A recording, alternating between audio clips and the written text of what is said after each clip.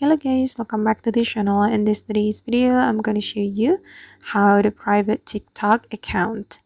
Okay, first of all, let's just open our TikTok application on our phone. And after we have our TikTok application opened, we can tap on our profile to open our profile on TikTok and click on this three lines button on the top right corner of our screen. And here we can select settings and privacy, and we're gonna go to the privacy setting. Tap on this option, and here you can switch from public account to private account. You just need to click on this toggle button to private your account.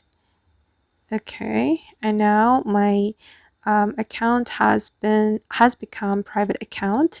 And if you want to switch from private account to public account, you just need to click on this toggle button again, and you can click on switch.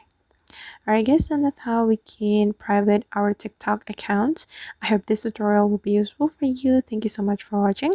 And if you found this tutorial helpful, don't forget to hit the like button, leave your comments, and also subscribe to this channel. See you on the next video.